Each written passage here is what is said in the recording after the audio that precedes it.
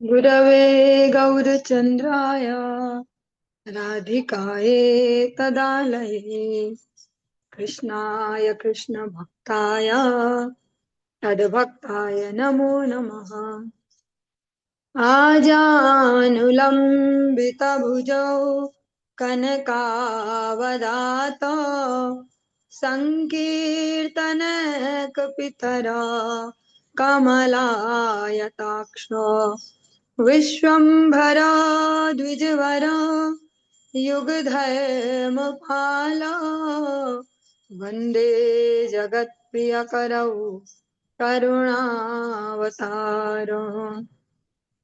तप्त कांचन गौरांगी राधे वृंदावनेश्वरी विश्वभानुसुते देवी प्रणमामि हरिप्रिये। हे कृष्ण करुणा सिंधो दीनबंधो जगत्पते गोपेश गोपिका कांत राधाकांत नमोस्तुते। भक्त्या विहीना अपराध लक्षये क्षिप्ताश्च कामादितरङ्ग मध्यै कृपामयी त्वां शरणं प्रपन्ना वृन्दे नुमस्ते चरणारविन्दम्। जय श्री कृष्ण चैतन्य प्रभु नित्यानंदा श्री अद्वैत गदाधर शिवासादि गौर भक्त वृंद। हरे कृष्णा कृष्ण कृष्ण हरे हरे, हरे राम राम राम हरे हरे। सर्वप्रथम भगवान के अभिन्न प्रकाश विग्रह श्री गुरुपाद पद्म पूज्य पात्र दंडे स्वामी अष्टोत्तर सत श्रीमद भक्ति प्रसाद विष्णु गोस्वामी गुरुदेव महाराज के पावन श्री चरण कमलों में असंख्य कोटि दंडवत ज्ञापित करते हुए उनकी अहेतुकी कृपा प्रार्थना करती हूँ। वे अपनी कृपा वर्षण करें जिससे निज कर्ता अभिमान भाव को छोड़कर एकमात्र उनकी वाणी के वाहक के रूप में अपना परिचय दे सकूं।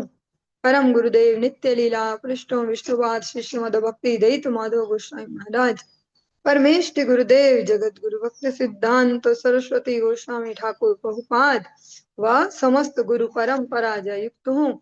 सपार्षद श्रीमन नित्यानंद प्रभु श्री गारहरि वृंदावन बिहारी श्री राधा गोपीनाथ भगवान जय युक्त हूँ। वे हम सभी पर अपनी कृपा वर्षण करें जिससे भगवान के पवित्र नाम और हरि गुरु वैष्णव सेवा में हम सभी की रुचि उत्पन्न हो सके। प्रातःकालीन कक्षा में हम श्रवण कर रहे हैं ग्रंथ राज श्रीमद् भागवतम। इसके तृतीय स्कंद का 20वां अध्याय चल रहा है और आज हम इसकी 41वें 41 नंबर श्लोक से प्रारंभ करने जा रहे हैं।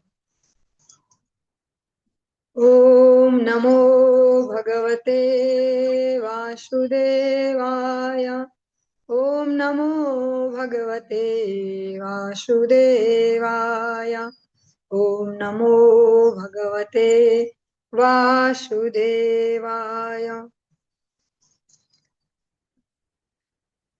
जगृहुस्तद्विसृष्टां तां जिह्रणाख्यां तनुं प्रभोः निद्रामिन्द्रियविक्लेदो यया भूतेषु दृश्यते येनोच्छिष्टान् दर्शयन्ति तमुन्मादं प्रचक्षते।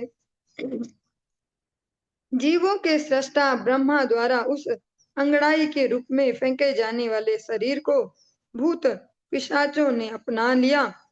इसी को निद्रा भी कहते हैं, जिसमें लार टपक जाती है। जो लोग अशुद्ध रहते हैं उन पर ये भूत प्रेत आक्रमण करते हैं और उनका यह आक्रमण उन्माद, जिसको हमारी भाषा में कहते पागलपन, कहलाता है। जो इसमें तात्पर्य है जिसको हम एप्लीकेबल फॉर्मूले के रूप में ले सकते हैं वो ये है कि अशुद्धता से थोड़ा बचा जाए। इसीलिए देखते हैं कि ज्यादा शुचि अशुचि ये सब रहता है। नए नए भक्तों को सिखाया भी नहीं जाता ज्यादा, पर फिर भी अगर जिनको पता चले तो कुछ कुछ लोग परेशान भी हो जाते, बहुत ज्यादा ऐसा पर वो बहुत ज्यादा, वो हमारी सुरक्षा के लिए, जैसे एक छोटे से बच्चे को माता पिता एक बड़े से बहुत ही बढ़िया मेले में ले जाते, खूब भीड़ भाड़ है, खूब खाने की चीजें भी हैं और सब खेलने के भी हैं, बहुत सारे जैसे होते हैं बच्चों के लिए इतना कुछ, वहां ले जाते तो बच्चे का बस एक ही मन करता है कि ये मेरा हाथ छोड़ दे और बस छोड़ दे मुझे, मैं जिधर से अट्रैक्टिंग कुछ कलरफुल सा, कुछ अच्छी साउंड, कुछ अच्छा वो दिख रहा भागूं ऐसा।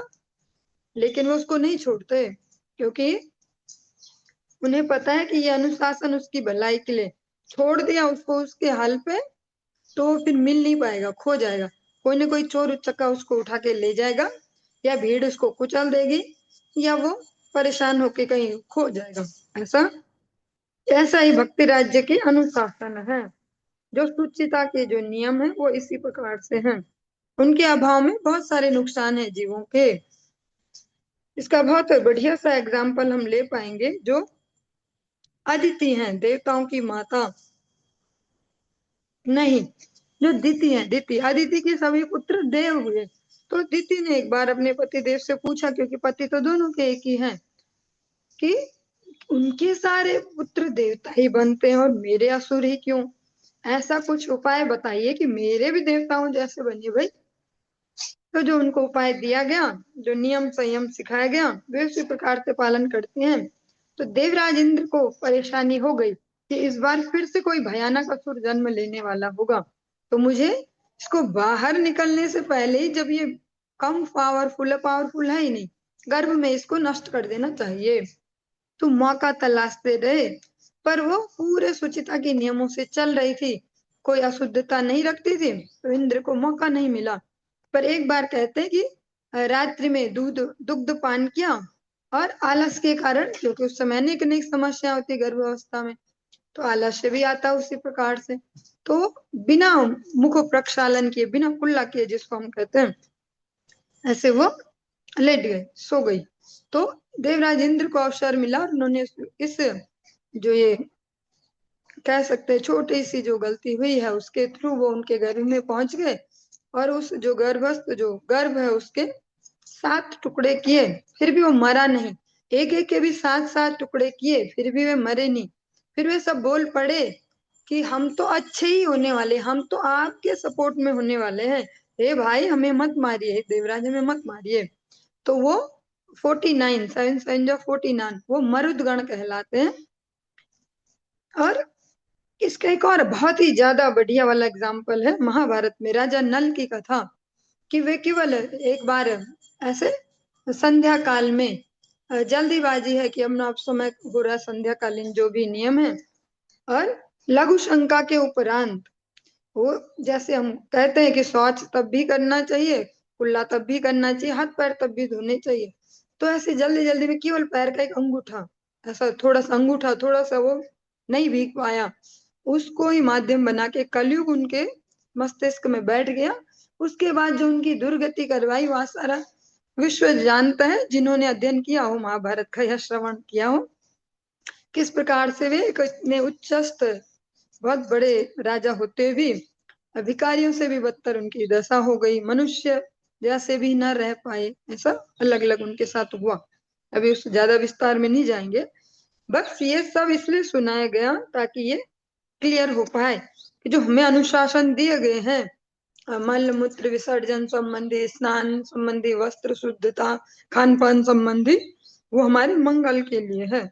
इसमें यही कहा कि जो इस प्रकार से जो भूत प्रेत, या इसको हम आज के एंगल से, आज के सजे धजे वर्ड में बोले तो निगेटिव एनर्जी, ये सब कुछ उस पर ही जल्दी से आक्रमण करते हैं, उस पर ही अपना प्रभाव जमा पाते जो अशुद्धता से रहते हैं। नींद को भी ऐसा कहा गया कि जो व्यक्ति लार जिनके मुंह से टपकती है रात्रि में शयन करते वक्त भी ऐसे भी अशुद्ध है, उसके थ्रू भी कोई ऐसे हमारे ऊपर आक्रमण हो जाता है। ऊर्जस् ऊर्जस्वन्तं मन्यमान आत्मानं भगवान जः साध्यान् गणान् पितृगणान् परोक्षेणासृजत् प्रभु।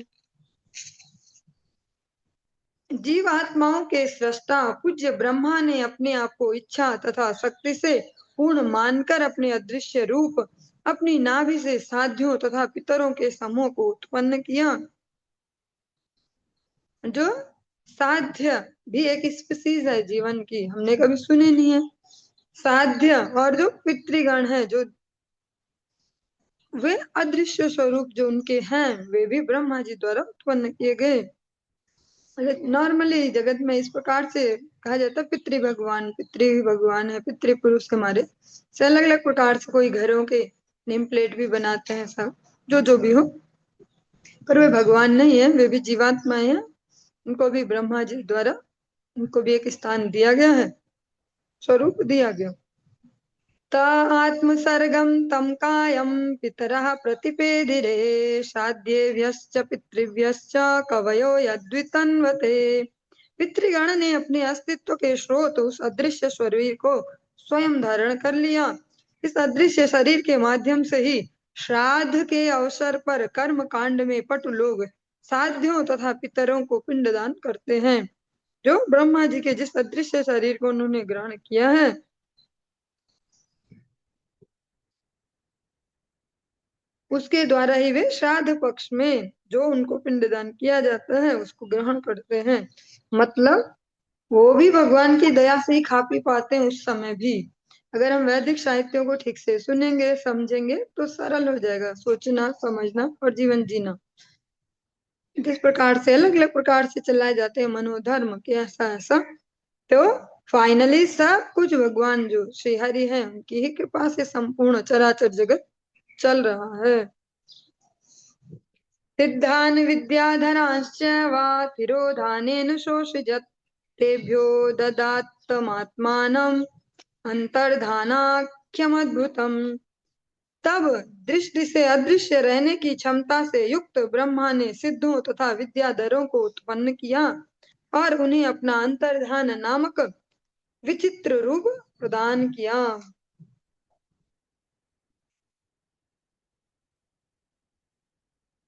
सिद्ध और विद्याधरों का उत्पन्न किया। उनकी क्या क्वालिटी है? अंतर्धान। अंतर्धान मतलब अनुभव तो होगा कि कोई है यहाँ पे, पर वो दिखाई नहीं देगा। स किन्नरान् किं पुरुषान् प्रत्यात्मेना सृजत् प्रभु मानयन्नात्मनात्मानमात्मा भासं विलोकयन्। एक दिन सभी जीवों के सृजनहार जो रचयिता है ब्रह्मा ने जल में अपनी परछाई देखी, अपना प्रतिबिंब देखा और आत्म प्रशंसा करते हुए अपने पे ही मुग्ध हो गए कि वाह मैं कितना सुंदर हूँ। उन्होंने उस प्रतिबिंब से किन्नरों और किम पुरुषों का सृजन किया। ते तु जगृहु रूपं त्यक्तं यत्परमेष्ठिना मिथुनी भूय गायन्तस्तमेवो शशिकर्मभिः। किम पुरुषों तथा किन्नरों ने ब्रह्मा द्वारा त्यक्त उस छाया शरीर को ग्रहण कर लिया, इसलिए वे अपने पत्नियों सहित प्रत्येक प्रातः काल उनके कर्म का स्मरण कर करके उनकी प्रशंसा का गान करते हैं। और जो ये प्रशंसा है, जो ये प्रातः काल का समय है भगवान की स्तुतियों के लिए, वो सूर्योदय के 1.5 घंटे पहले, सूर्योदय से भी 1.5 घंटे पहले वो उसको दिया गया। जो इस समय जो भी आध्यात्मिक क्रियाएं की जाती हैं वे दिन के और हिस्सों में जो की जाती है उनकी बजाय वो अधिक प्रभावशाली होती हैं। देहेन वै भोगवता शयानो बहुचिन्तया सर्गेनुपचिते क्रोधा दुस्सर्जः तद्वपुः। एक बार ब्रह्मा अपने शरीर को पूरी तरह फैलाकर लेटे थे। वे अत्यधिक चिंतित थे कि उनका सृजन का कार्य आगे नहीं बढ़ रहा है, अतः उन्होंने क्रोध में आकर उस शरीर को भी त्याग दिया, ये वाला शरीर भी छोड़ दिया। गुस्सा आ गया, जैसे हम होते फ्रस्ट्रेटेड, काम ठीक से नहीं हो रहा। ये हि अन्तामुतः केशा अहयस्तेऽङ्गजगिरे सर्पाः प्रसर्पतः क्रूरा नागा भोगोरुकन्धराः। हे विदुर, उस शरीर से जो बाल गिरे वे सर्पों में परिणत हो गए, सर्प उनसे उत्पन्न हुए। उनके हाथ पैर सिकोड़ कर चलने से उस शरीर से क्रूर सर्प तथा नाग उत्पन्न हुए, जिनके फन फैले होते हैं। स आत्मानं मन्यमाना कृतकृत्यामिवात्मभू सदा मनोन सर्जान्ते मनसा लोक भावनान। हरि बोल।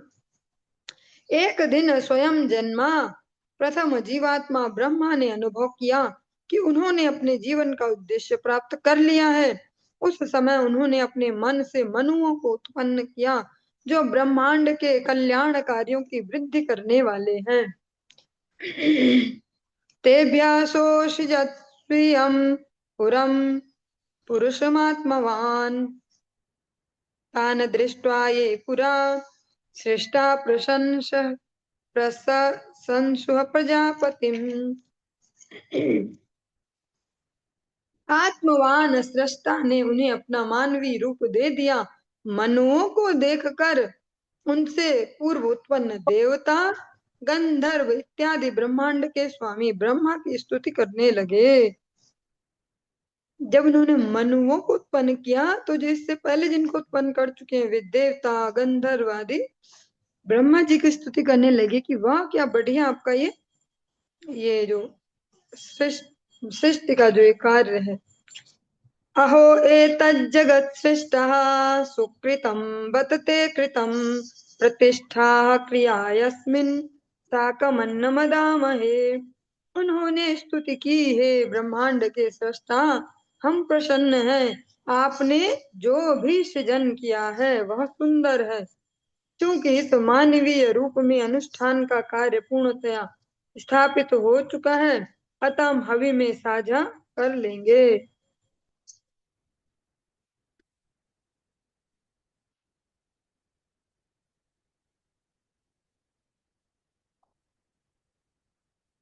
तपसा विद्यया युक्तो योगेन सुसुमाधिना ऋषीन् ऋषिकेशः ससर्जाभिमता प्रजा। फिर आत्मभू जीवित प्राणी ब्रह्मा ने अपने आप को कठोर तप, पूजा, मानसिक एकाग्रता तथा बढ़ती तल्लीनता से सुसज्जित करके एवं निष्काम भाव से अपनी इंद्रियों को वश में करते हुए महर्षियों को अपने पुत्रों प्रजा के रूप में उत्पन्न किया। पुत्र मतलब प्रजा। तेभ्यश्च कैकशः स्वस्य देहस्यांशमदादजः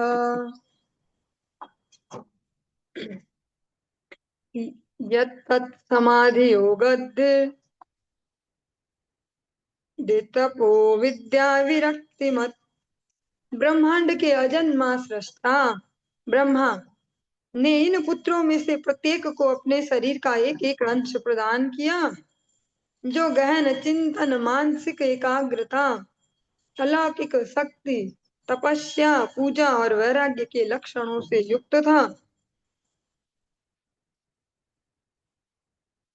इस प्रकार से जो तृतीय स्कंद का ये 20वां अध्याय है ये संपूर्ण हुआ।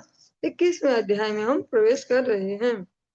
विदुरा उवाच स्वायंभुवस्य च मनोर्वशः। हरि बोल। स्वायंभुवस्य च मनोर्वंशः परममतः कथ्यतां भगवन् यत्र मैथुनेन धीरे प्रजा। विदुर ने कहा, स्वयंभुव मनु की वंश परंपरा अत्यंत आदरणीय थी। हे पूज्य ऋषि, मेरी आपसे प्रार्थना है कि आप इस वंश का वर्णन करें, जिसकी संतति वृद्धि वृद्धि स्त्री पुरुष संयोग के द्वारा हुई।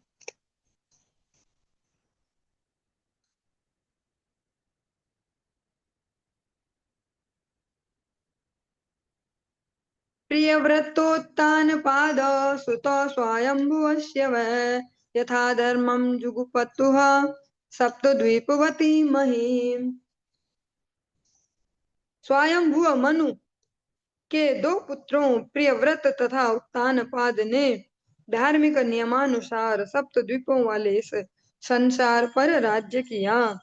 तस्य वै दुहिता ब्रह्मन् देवहूतीति विश्रुता पत्नी प्रजापते रुक्ता कर्दमस्या त्वया नघ। हे पवित्र ब्राह्मण, हे पाप विहीन पुरुष, आपने उनकी पुत्री के विषय में कहा है कि वे प्रजापति श्री कर्दम मुनि की पत्नी देवहूति थी।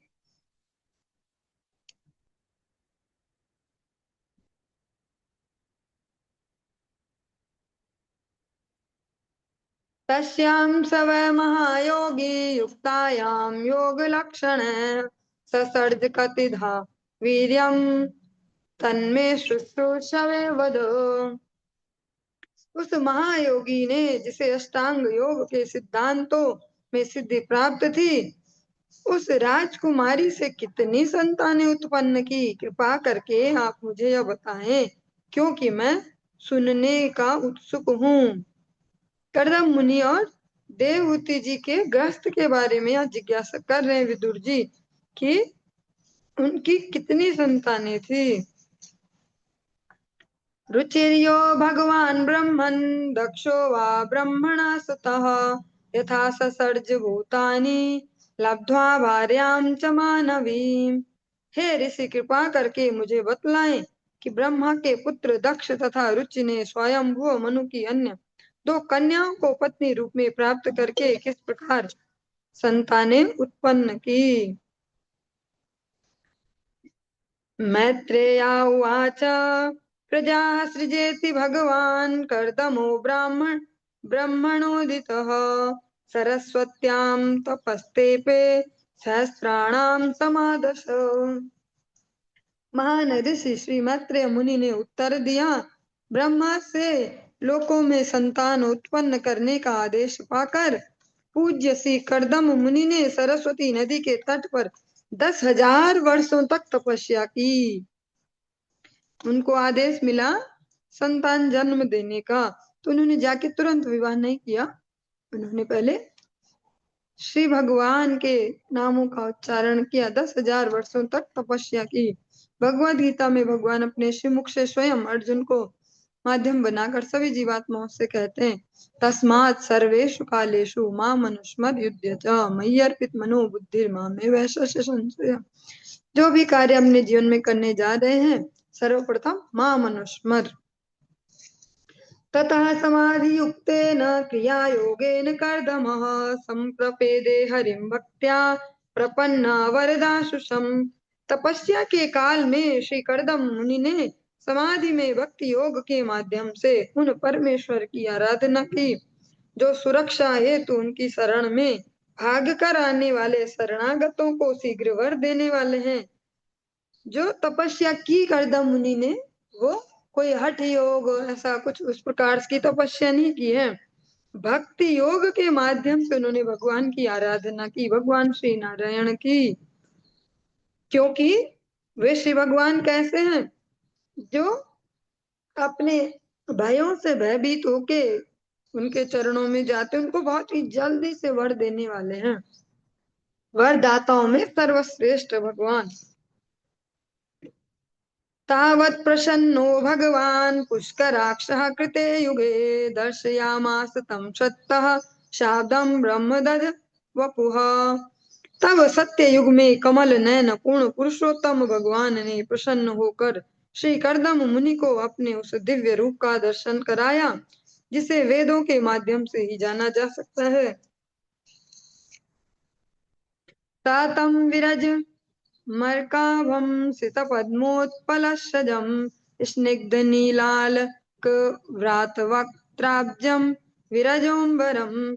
श्री कर्दम मुनि ने भौतिक कल्मष से रहित सूर्य के समान तेजोमय श्वेत कमलों तथा कुमुदिनियों की माला पहने पूर्ण पुरुषोत्तम श्री भगवान के सनातन रूप का दर्शन किया।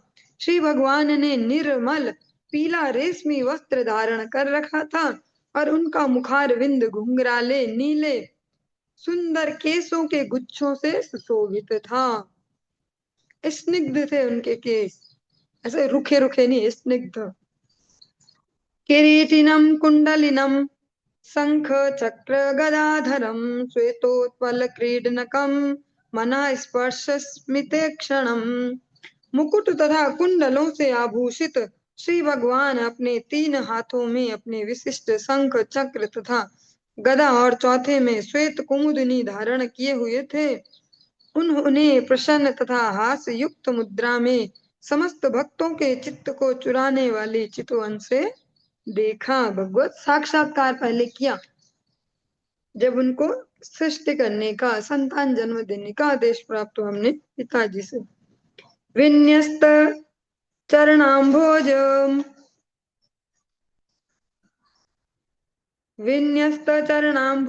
मंश देशे गुरुत्मतः दृष्ट्वाखेवस्थितं वक्ष श्रियं कौस्तुभकन्धरम्। अपने वक्षस्थल पर सुनहरी रेखा धारण किए तथा अपने गले में प्रसिद्ध कौस्तुभ मणि लटकाए वे गरुड़ के कंधों पर अपने चरण कमल रखे हुए आकाश में खड़े थे। जात हर्षोपतन्मूर्धना क्षितो लब्ध मनोरथः गीर्भिस्त्वभ्य गृणात् प्रीति स्वभावात्मा कृतांजलिः। जब श्री कर्दम मुनि ने पूर्ण पुरुषोत्तम भगवान का साक्षात दर्शन किया तो वे अत्यधिक तुष्ट हुए, क्योंकि उनकी दिव्य इच्छा पूर्ण हुई थी। वे श्री भगवान के चरण कमलों को नमस्कार करने हेतु नतमस्तक होकर पृथ्वी पर गिर पड़े। उनका हृदय स्वाभाविक रूप से भगवत प्रेम से पूरित था। उन्होंने हाथ जोड़कर स्तुतियों द्वारा श्री भगवान को संतुष्ट किया। अगर सही प्रक्रिया से चला जाए तो कुछ भी असंभव नहीं है। कर्दम मुनि ने श्री भगवान का दर्शन प्राप्त किया। ऋषिरुवाच जुष्टं बताद्याखिल सत्वराशेः सांसिध्यमक्षोणस्तव दर्शनान्नः यद्दर्शनं जन्मभिरीड्य सद्भिः आसासते योगिनो रूढ़ योगाः। श्री कर्दम मुनि ने कहा, हे परम पूज्य भगवान, समस्त अस्तित्वों के आधार, आपका दर्शन प्राप्त करके मेरी देखने की शक्ति सार्थक हो गई। महान योगी जन बारंबार जन्म लेकर गहन ध्यान में आपके दिव्य रूप के दर्शन करने की आकांक्षा करते रहते हैं। कर्दम मुनि कहते हैं कि आज मेरी आंखें सार्थक हुई क्योंकि इन्होंने आपका दर्शन किया। ये मायया ते हत मेध सत्वत पादारविंदम भव सिंधुपोतम उपासते कामल वायतेषां राशीष कामान निरये पियेष्युः। आपके चरण कमल सांसारिक ज्ञान के सागर को पार करने हेतु सच्ची नाव के तुल्य हैं। माया के वशीभूत केवल ज्ञानी पुरुष ही इन चरणों की पूजा इंद्रियों के क्षुद्र तथा क्षणिक सुख की प्राप्ति हेतु करते हैं, जिनकी प्राप्ति नरक में सड़ने वाले व्यक्ति भी कर सकते हैं। तो भी हे भगवान, आप इतने दयालु हैं कि आप उन पर भी अनुग्रह करते हैं। सुनने में भी बढ़िया है और अर्थ भी बढ़िया है। कर्दम मुनि भगवान के दर्शन करके कहते हैं कि इसीलिए ये भागवतम जीवन में बारंबार श्रवण करना परम आवश्यक है। हर नई बारी में हम कुछ नया समझ पाएंगे, गृहस्थ भी कैसे चलना चाहिए को भी समझ पाएंगे, जीवन को कैसे जीना चाहिए वो इन भक्तों के चरित्रों से, प्रैक्टिकली इनके चरित्रों से पता चलता है। कर्दम मुनि को गृहस्थ में जाने का, संतानें जन्म देने का आदेश मिला, किंतु उन्होंने पहले भगवान का महामनुस्मर को किया, भगवान के दर्शन भी प्राप्त किए। और कितने ऐसे सटीक और सही वचन उनके हैं, कैसे उनके सुंदर से विचार हैं। सुंदर मतलब एक तो वो होते हैं जिनका हम बस मजा लेते हैं, एक वो है कि जिनको अप्लाई करके जीवन सुंदर होता है। तो ये वही है जिनको अप्लाई करके जीवन सुंदर होता है। वो कहते हैं भगवान से कि आपके चरण इस अज्ञान रूपी सागर को पार करने के लिए नाव के तुल्य हैं। भगवान के चरण और भगवान का नाम अलग तो नहीं है, हम अनेक बार श्रवण करते गुरु वैष्णव के मुखारविंद से। भगवान के शरीर का एक एक अंग, भगवान का नाम सब अभिन्न है। यहाँ पे कहा आपके चरण है नाव के तुल्य। लोचन दास ठाकुर जी भी इसको बहुत सुंदर भाव से कहते हैं। हरि नामे नाका खानी श्री गुरु कांडारी संकीर्तन करो याला दुबाहु असारी। भगवान के श्री चरण नाव के तुल्य है और इस कलयुग में वही श्री चरण श्री नाम के रूप में ज्यादा प्रभावशाली बनकर जीवों को दिख रहे हैं। नाम ही सार दिया गया है, लेकिन इस नाव के लिए एक बढ़िया खेवनहार भी चाहिए। बढ़िया सी नाव हो पर खेवनहार जो नाविक है वो न हो हमारे पास, और बढ़िया नाविक न हो तो हम शांत जल में भी डूब जाएंगे, क्योंकि नाविक ही नहीं है हमारे पास। तो वैसे नाविक होते हैं श्री गुरुदेव, जो भगवान के ही अभिन्न प्रकाश विग्रह हैं। कोई जगत जीव नाविक नहीं बन सकते हमारे, स्वयं श्री भगवान ही अपने प्रकाश विग्रह के रूप में आके हमारे लिए नाविक भी बने हैं, नाव भी बने हैं। तभी हम इस भव सागर से पार होते हैं। मूल्य क्या है? सेवा वृत्ति, सेवा वृत्ति इसका मूल्य है। तभी हम चढ़ पाएंगे नाव में और तभी हम आगे जा पाएंगे, पार उतर पाएंगे। कर्दम मुनि कह रहे हैं कि जो अज्ञानी है, भगवान भगवत गीता में इसको कह रहे मूढ़ा,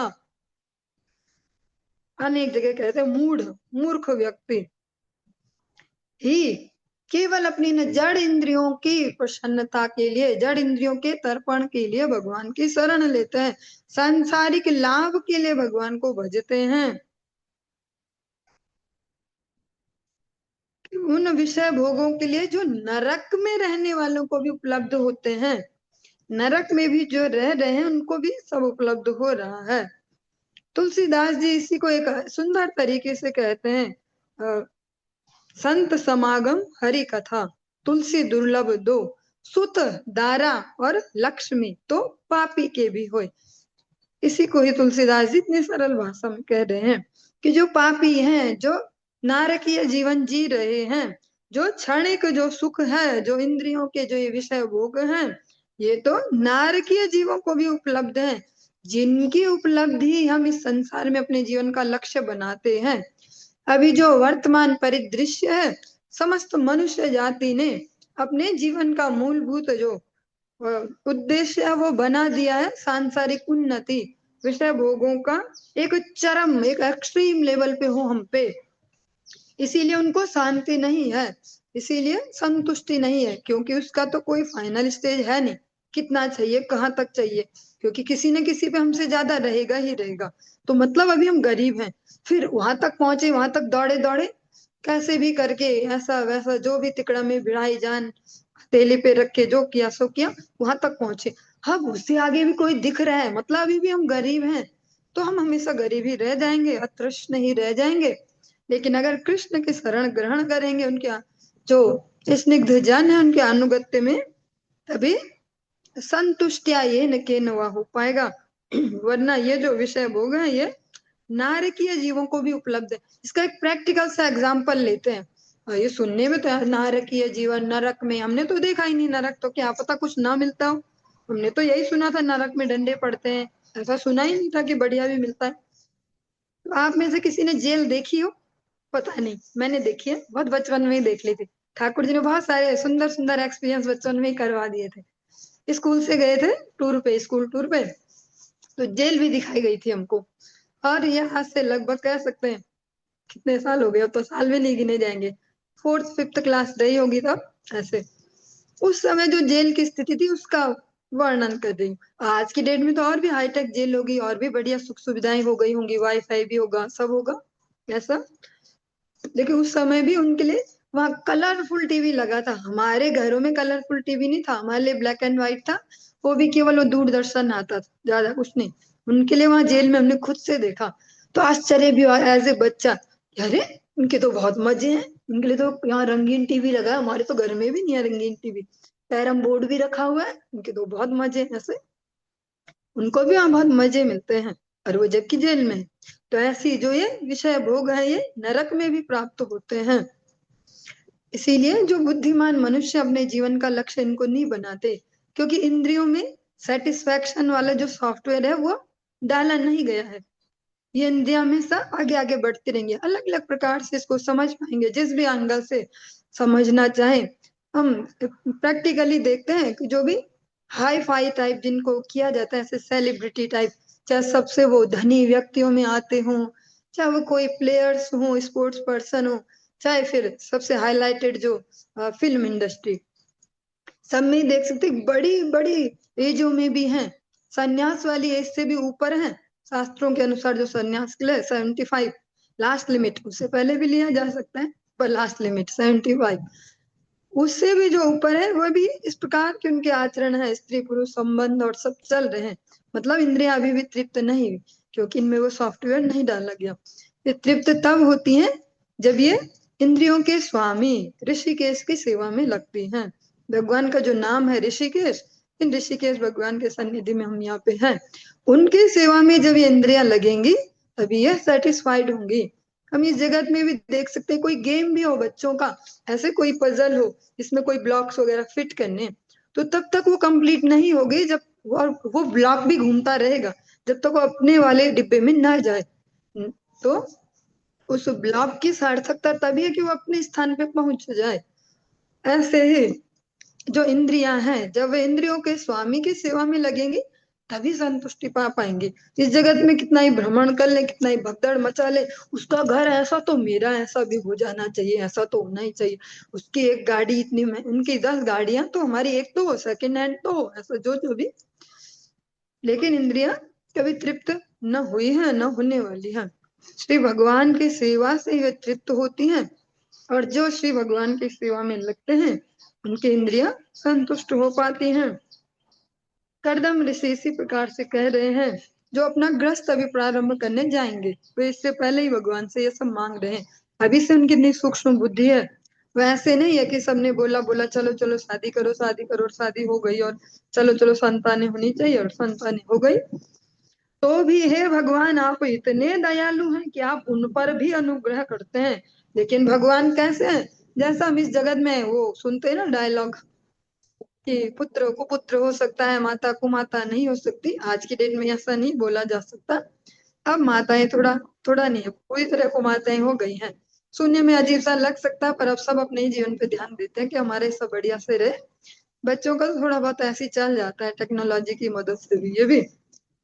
पर भगवान ही सबसे फाइनल माता है, त्वमेव माता च पिता त्वमेव, ऐसा भगवान के लिए कहा गया। स्पेशली भगवान श्री कृष्ण के लिए ये श्लोक कहा गया, भले कहीं भी फिट किया जाता है। तो भगवान ही हमारी फाइनल माता है, तो वो भी कुमाता कैसे हो सकती हैं। तो जो ऐसे जीव भी हैं जो नारकीय जीवन जी रहे हैं, जो भगवान की शरण इसलिए लेते हैं कि उनको जड़ विषय मिले, भगवान उन पर भी अनुग्रह करते हैं। उन पर क्या अनुग्रह करेंगे, उनके जीवनों में अपने स्निग्ध जनों को भेजते कि जाओ जरा इसका दिमाग ठिकाने लगा दो। इसीलिए हम देख पाते कि अलग अलग टाइप के कैटेगरीज है भक्तों में। साधु तो सबके पास ही जाते हैं।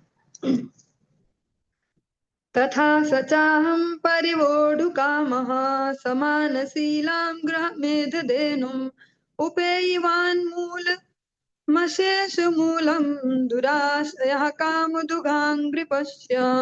अतः मैं भी ऐसी समान स्वभाव वाली कन्या से विवाह करने की इच्छा लेकर आपके चरण कमलों की शरण में आया हूँ, जो मेरे विवाहित जीवन में जो मेरी जो भी अभिलाषाएं हैं उनको पूर्ण करने में कामधेनु के समान सिद्ध हो सके। आपके चरण प्रत्येक वस्तु के देने वाले हैं, क्योंकि आप कल्प वृक्ष के समान हैं। वो खुद से ढूंढने नहीं चले गए, अच्छा पिताजी ने बोला है संतानें चाहिए तो फटाफट से ढूंढे इधर उधर, बोले रिश्तेदारों को बोले आप ढूंढो कोई ढूंढो, ऐसी कोशिश करो। सीधे उन्होंने भगवान की तपस्या प्रारंभ की और श्री भगवान से ही अपनी इच्छा व्यक्त की कि गृहस्थ में अगर जाना है तो मेरे जो समकक्ष हो, जो समान स्वभाव वाली जो कन्या हो, ऐसी मुझे कोई कन्या का परिचय आप बताएं, जिससे मेरा जो गृहस्थ जीवन है वो आपकी सेवा के अनुगत्य में आगे बढ़ सके। प्रजापतेस्ते वचसाधीशतन्त्या लोकः किलायं कामहतोऽनुबद्धः अहं च लोकानुगतो वहामि बलिं च शुक्ला निमिषाय तुभ्यम्। हे भगवान, आप समस्त जीवात्माओं के स्वामी तथा नायक हैं। आपके आदेश से सभी बद्ध जीव मानो डोरी से बंध कर अपनी अपनी इच्छाओं की तुष्टि में निरंतर लगे रहते हैं। उन्हीं का अनुसरण करते हुए हे धर्म मूर्ते, शाश्वत काल रूप आपको मैं अपनी आहुति अर्पण करता हूँ। श्री भगवान को उनके वास्तविक स्वभाव में जानकर पहचान कर कर्दम मुनि उनके शरण ग्रहण करते हैं। लोकांश लोकानुगतान् पशूंश्च हित्वा श्रितास्ते चरणात् पत्रम् परस्परं त्वद्गुण वादसीधु पीयूष निर्यापित देह धर्मा। फिर भी जिन पुरुषों ने रूढ़ सांसारिकता तथा इनके पशुतुल्य अनुयायियों का परित्याग कर दिया है और जिन्होंने परस्पर विचार विनिमय के द्वारा आपके गुणों और कार्यकलापों की मादक अमृत सुधा जो है उसका पान करके आपके चरण कमलों की छत्र छाया ग्रहण की है, वे भौतिक देह की मूल आवश्यकताओं से मुक्त हो सकते हैं। जो जैसा हम कहते हैं कुछ बेसिक नीड भी होती है इस जीवन में, कर्दम मुनि कहते हैं कि जिन्होंने आपके जो कथा सुधा है उसका पान किया हो और परस्पर विचार से, इसको भी आप एक सुंदर सा पॉइंट जानेंगे कि जो परस्पर विचार करके गृहस्थ आश्रम में स्पेशली कहें अपने जीवन के लक्ष्यों को डिफाइन करते हैं, श्री भगवान की सेवा उनके अनुगत जनों के अनुगत्य में करने का विचार रखते हैं, वे इन जो मूलभूत जो आवश्यकता है उनसे भी फ्री हो सकते हैं। चलिए आज के इस प्रसंग को यहीं पे विश्राम देंगे, इससे आगे हम कल श्रवण करेंगे। हरे कृष्णा।